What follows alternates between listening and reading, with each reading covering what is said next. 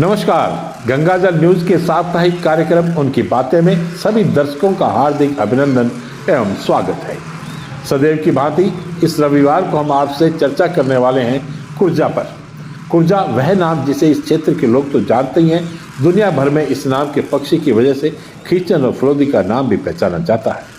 चर्चा शुरू करने से पूर्व खीचन की भौगोलिक स्थिति के बारे में बताना चाहूँगा कि यह राजस्थान के पश्चिमी भाग में फलोदी जिले की एक ग्राम पंचायत है।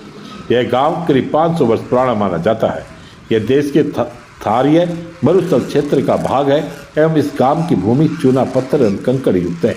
गर्मियों के दिनों में यहाँ न्यूनतम तापमान 22 से 25 डिग्री सेंटीग्रेड और उच्चतम तापमान 22 से 25 डिग्री सेंटीग्रेड रहता है। वर्षा का औसत 182.4 मिलीमीटर है। प्रकृति ने खीचन गांव की भूमि, उसमें विशेष प्रकार की नमी एवं तापमान को संभवतः कुर्जा पक्षी के लिए बनाया। कुर्जा, जिसका प्राणी शास्त्र जूलॉजी में तकनीकी नाम डेमोसाइल क्रेन है। विश्व में क्रेन्स की 15 प्रजातियां पाई जाती हैं तथा उनमें से एक है यह प्रजाति जो खीचन में शरतकालीन मौसम में मिलती है।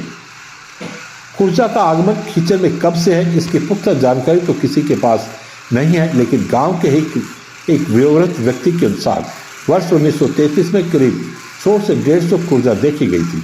अर्थात 92 वर्ष से गांव के मेहमान बनी इन कुर्जाओं की उपस्थिति के संबंध में जानकारी है।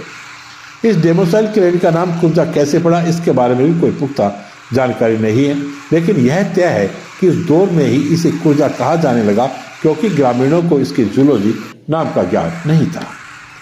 प्राय सभी धर्मों में पक्षियों को दाना डालने की परंपरा रही है। इसी क्रम में खीचन में कबूतरों एवं अन्य पक्षियों के लिए दाना डालने की परंपरा है तथा रहवासी बस्ती से थोड़ा दूर दाना डाला जाता था, परंतु पक्षियों को दाना स्थल पर कुत्तों का भय सदैव रहा। इसलिए खीचन में 1970 में नथमल कोचर ने एक चुका घर का निर्माण करवाया।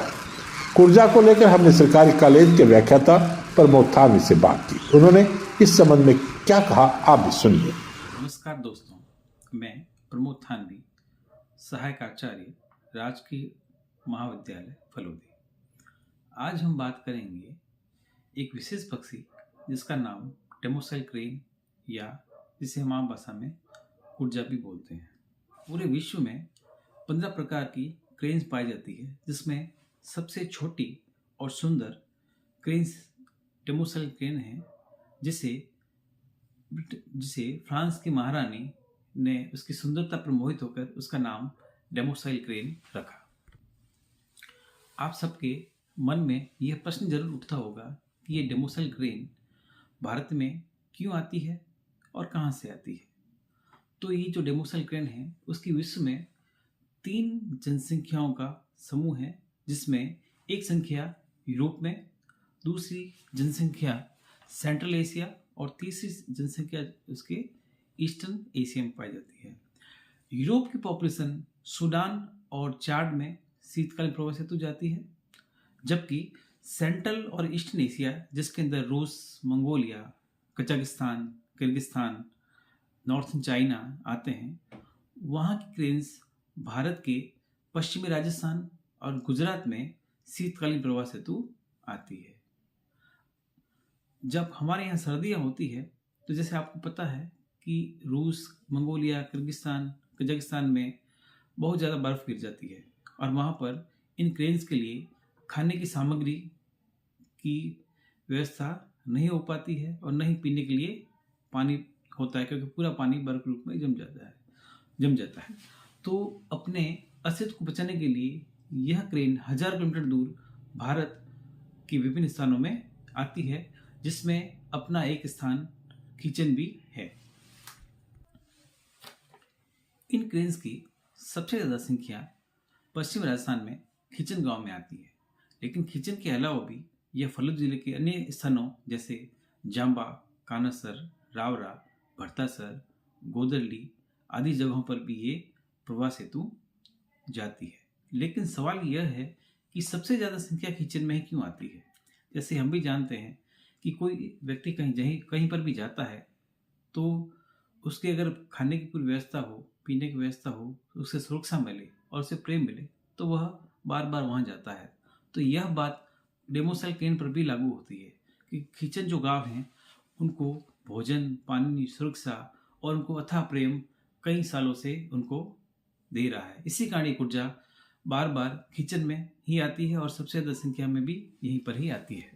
आपने देखा होगा कि उड़ते वक्त यह ऊर्जा वी के आकार में उठती है, तो इसके पीछे फिजिक्स का सिद्धांत लागू होता है कि एरोडायनामिक्स में होता है कि कम ऊर्जा खर्च करके यह वी आकार में उड़ने से ये कम ऊर्जा खर्च करके लंबी दूरी तय कर पाती है। आपने न्यूज़पेपर में देखा होगा कि कई बार रिंग लगी व ट्रांसमीटर लगी ऊर्जा दिखाई देती है, तो ये आपके मन में संशय होगा कि ये रिंग क्या होती है और ये ट्रांसमीटर क्या होते हैं।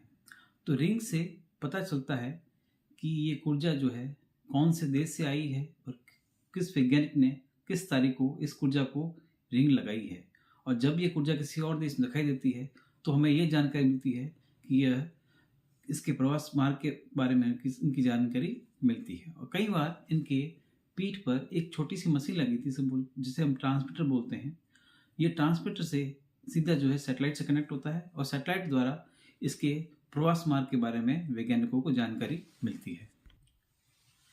जब भी स्टडी के दौरान हमें इस प्रकार की कोई रिंग लगी ऊर्जा मिलती है तो तब हम इसकी जानकारी विदेश में इस पर शोध करने वाले वैज्ञानिकों को देते हैं और जहाँ से वे हमें उनके बारे में जानकारी प्रदान करते हैं। जल्द ही डॉक्टर एलियंस्की, जो कि रूस की वैज्ञानिक हैं, वो अपनी टीम के साथ खींचन में ऊर्जा के ऊपर शोध और उनके ऊपर फिल्म बनाने के लिए खींचन आने वाली है। इन डेमोसेल क्रेन पर कई खतरे भी मौजूद हैं, जैसे आवारा कुत्तों द्वारा इनका शिकार करना, हाई टेंशन लाइन के द्वारा करंट से इनकी मृत्यु होना, चाइनीज माजे से इनके पैरों का कट जाना और खेतों में लिए जाने वाले पेस्टिसाइड के उपयोग से इनकी मृत्यु हो जाना और अभी हाल ही में बर्ड फ्लू द्वारा कई कुर्जों की मौत हो चुकी है। लेकिन इससे हम बचाव कुर्जों की कर सकते हैं। जैसे खींचन के अंदर जो इसकी रोस्टिंग साइट है, 2 तालाब हैं, विजय सागर और रात्रि नाडी, उसको चारों तरफ से फेंसिंग से कवर कर दिया गया है, जिससे कुत्तों द्वारा इनके शिकार कम हुए हैं।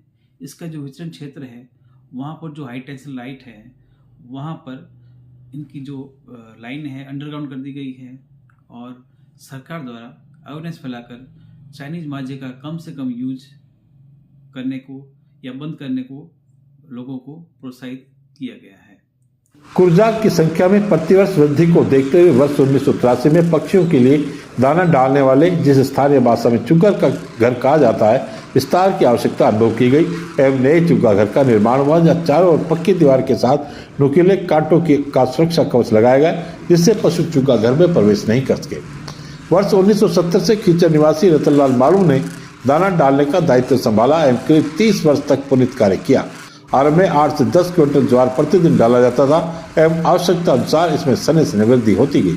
50 गुना 40 वर्ग मीटर के क्षेत्र में बना यह चुग्गा घर खींचन निवासियों के लिए आकर्षण एवं आस्था का भी केंद्र है। खींचन के निवासी जो अन्य नगरों एवं राज्यों में निवास करते हैं, नियमित रूप से ज्वार भेजने के साथ साथ धनराशि भी उपलब्ध करवाते हैं और इसके लिए बाकायदा एक बैंक में खाता भी खुला हुआ है, जिसमें यह राशि जमा होती है।